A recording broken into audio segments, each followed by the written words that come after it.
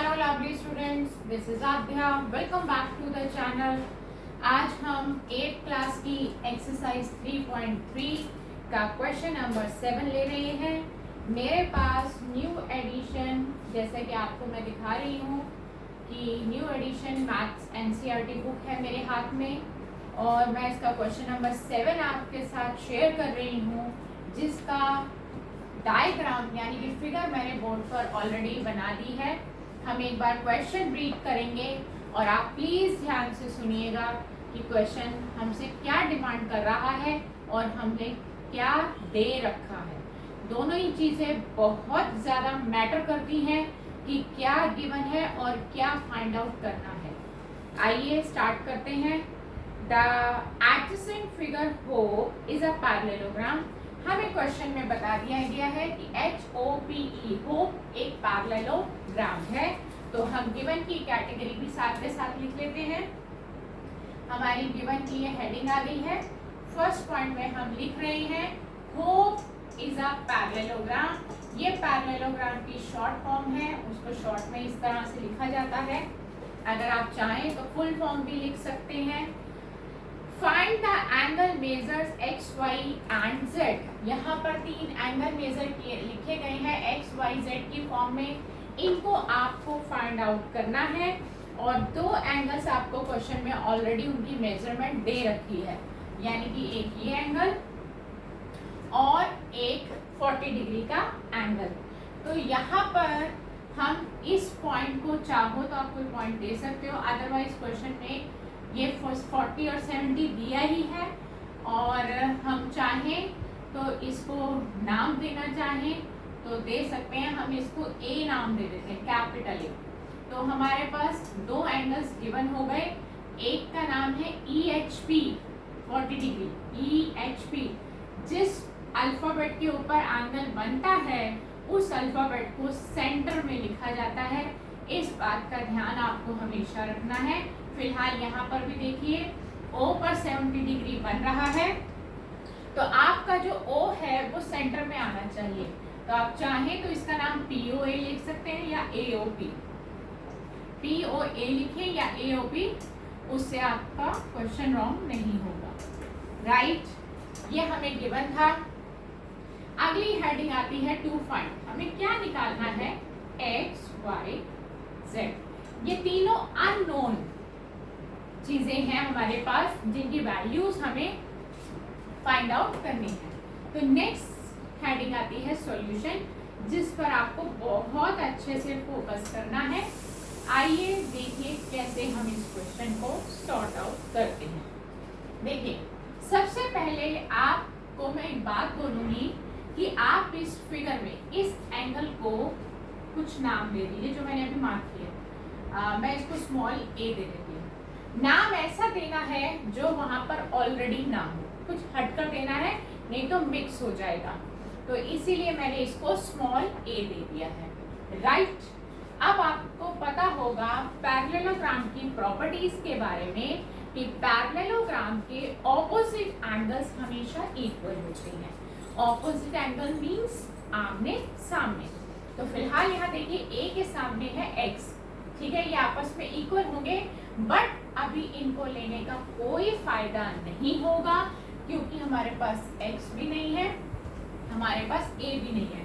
तो बेहतर ये होगा कि हम सबसे पहले A निकाल लेते हैं। A को कैसे निकालना है? देखिए, ये है एक लाइन, जो बेस है वो हमारा एक लाइन है। लाइन के ऊपर हमेशा, याद रखिएगा, लाइन के ऊपर हमेशा 180 डिग्री का एंगल बनता है। तो A और 70 ये दोनों एंगल मिलकर 180 एंगल बना रहे हैं। तो आप फिलहाल यहाँ पर लिखेंगे A + 70 इज इक्वल टू 180।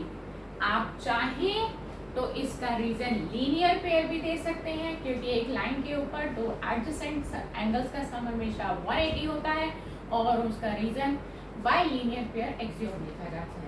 क्योंकि ये 8th क्लास का है, अभी लीनियर पेयर आपको पता नहीं होगा, लेकिन आपको इतना जरूर पता होगा कि जब एक स्ट्रेट लाइन होती है, ध्यान से देखिए, मैं इस पोर्शन को अलग से हाईलाइट करके आपको बता रही हूँ। जब एक स्ट्रेट लाइन होती है और उसके ऊपर जब एंगल्स बनते हैं, लाइक ये बना एक और एक ये बना, तो इन दोनों का सम हमेशा 180 होगा। और रीजन हम देंगे स्ट्रेट एंगल। स्ट्रेट एंगल होते भी 180 ही डिग्री के हैं, तो लाइन के ऊपर हमेशा 180 डिग्री का एंगल बनता है। तो आप क्या करेंगे, यहां लिख देंगे by straight angle.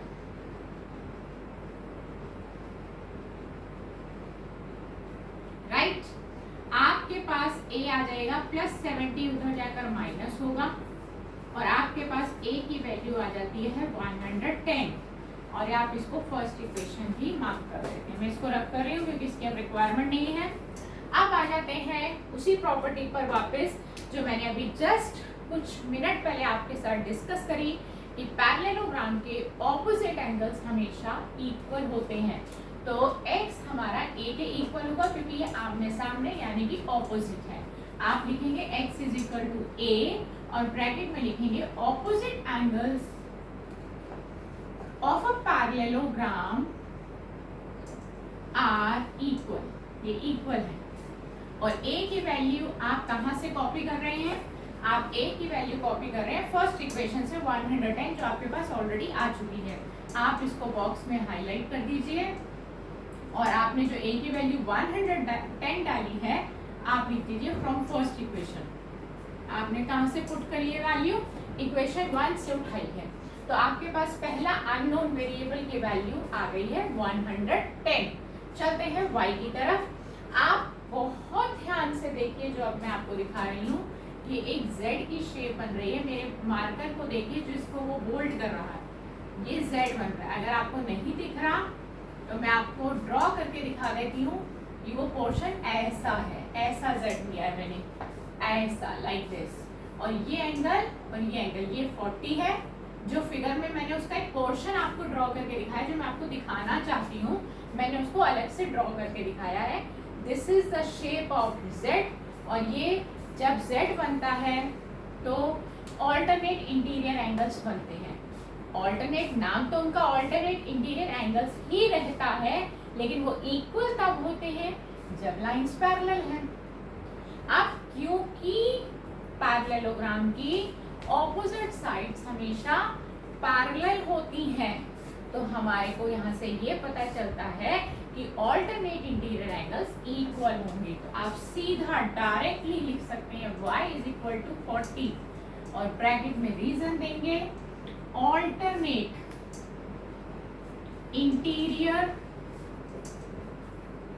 Angles are equal, ये भी इक्वल होते हैं। तो इसी के साथ हमें y की वैल्यू भी मिल गई है। चलते हैं z की तरफ। अब z कैसे निकालना है इस बात को थोड़ा ध्यान दीजिए। z को निकालने के हमारे पास दो ऑप्शन हैं, या तो आप इस ट्राइंगल से निकाल सकते हैं, ट्राइंगल के तीनों एंगल का सम 180 होता है, या फिर आपको एक्सटीरियर एंगल प्रॉपर्टी सिखाई गई थी, अगर आपको रिमाइंड नहीं है तो हम ट्राइंगल की एंगल सम प्रॉपर्टी को इस्तेमाल करते हैं, तो वही ले लेते हैं। आंसर दोनों से ही सेम आने वाला है।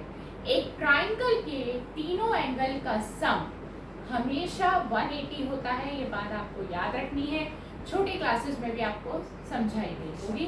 तो हम यहाँ ट्राइंगल का नाम ले रहे हैं PHO। हालांकि यहाँ पे दो ट्राइंगल बन रहे हैं, इसलिए यहाँ पे मेंशन करना जरूरी है कि हम जिस ट्राइंगल का इस्तेमाल करने जा रहे हैं उसका नाम है PHO, चाहे HOP लिख लीजिए एज यू विश। तीन एंगल बन रहे हैं, एक का नाम है y, और ये जो y आया है इसको हम नंबर 2 इक्वेशन दे देते हैं। y, z एंड a तीनों का सम 180 होगा। रीजन लिखेंगे bye angle sum property of a triangle. ठीक, ये हमने नाम दे दिया। हम y की वैल्यू 40 डाल रहे हैं सेकेंड इक्वेशन से, z हमको निकालना है, a की वैल्यू 110 डालेंगे हम फर्स्ट इक्वेशन से। तो हम दोनों के लिए लिख देंगे from first and second equation. हमने फर्स्ट और सेकेंड इक्वेशन से वैल्यूज पुट करी हैं। ठीक, 110 + 40 कर दीजिए, 150 आ जाएगा, और ये आ गया आपका z, 150 उधर जाएगा तो माइनस हो जाएगा, और आपका जो z है वो आ जाता है 30। तो आपने सीख लिया है एक्स वाई जेड कैसे निकालना है। हमने इस क्वेश्चन में सीखा एक्स वाई जेड कैसे निकाले जा सकते हैं डिफरेंट डिफरेंट प्रॉपर्टीज का इस्तेमाल करके। तो आई होप आपको समझ में आ गया होगा ये क्वेश्चन, और आप बहुत अच्छे से इसकी प्रैक्टिस करेंगे, क्योंकि this is very important question for the point of exam. इसके पॉइंट ऑफ व्यू से ये क्वेश्चन बहुत इंपॉर्टेंट है। तो नेक्स्ट क्लास में आपसे फिर मुलाकात करेंगे एक नए क्वेश्चन के साथ। Goodbye friends.